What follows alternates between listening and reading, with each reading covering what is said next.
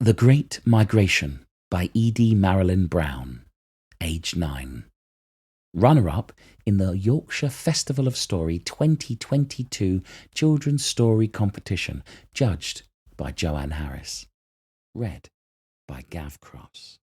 In a beautiful corner of the Yorkshire Dales, there was a mystical forest called Poggle's Wood, where hundreds of animals lived. There was one animal who stood out from the rest. It was a little red squirrel. He was kind and caring.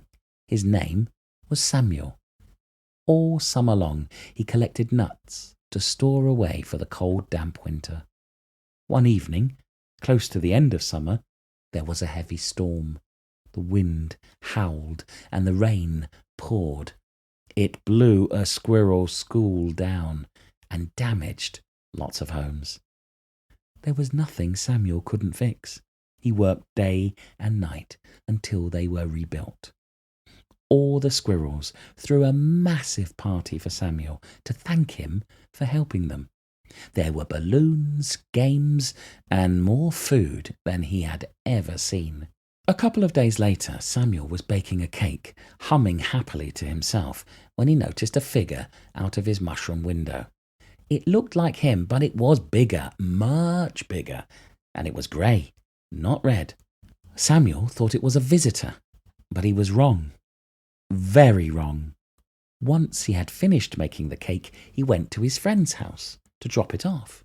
When Samuel rang the doorbell and gave the cake to his friend, he couldn't help but mention about the big grey visitors. When he asked about them, his friend looked worried. "Why are you so worried?" asked Samuel.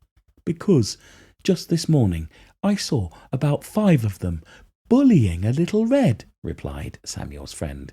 While he was walking home, he saw hundreds of the grey creatures. When he looked at them closer, Samuel realised they were grey squirrels. So he rushed home and opened one of his books about dangerous woodland creatures. On page 361, there were plenty of reasons to be afraid of the Greys. It didn't take long until the Greys were causing chaos around Poggle's Wood.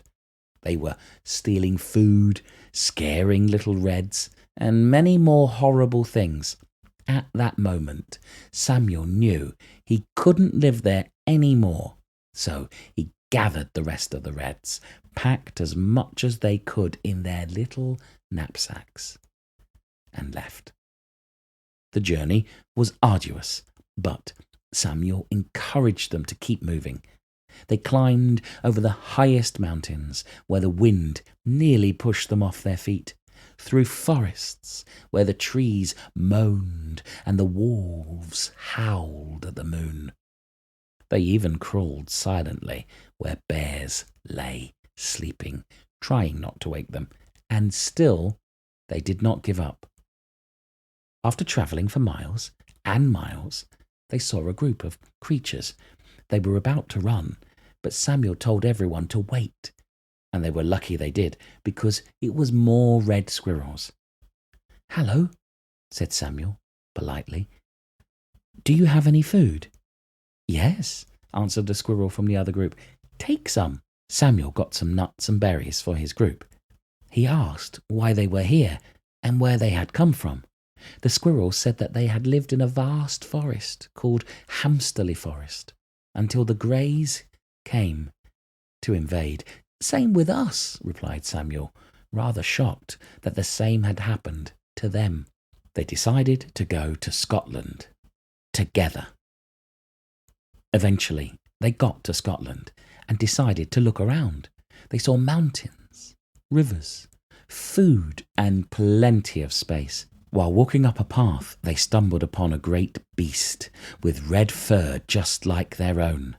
At first, they were scared to approach the creature as it had great big pointy horns and could potentially see the little squirrels as a nice meal. All of a sudden, the great big beast spoke in a friendly voice. "I'm a Highland cow, and my name is Hamish." Samuel asked him to show them where they could live safely. Hamish said he was going to a luscious forest and that he would take them too. When they arrived, Samuel thanked Hamish, and the group of Reds began building a new life for themselves, far away from the horrible Greys. The Great Migration by Eadie Marilyn Brown, age 9. Runner-up in the Yorkshire Festival of Story 2022 Children's Story Competition, judged by Joanne Harris. Read by Gav Cross.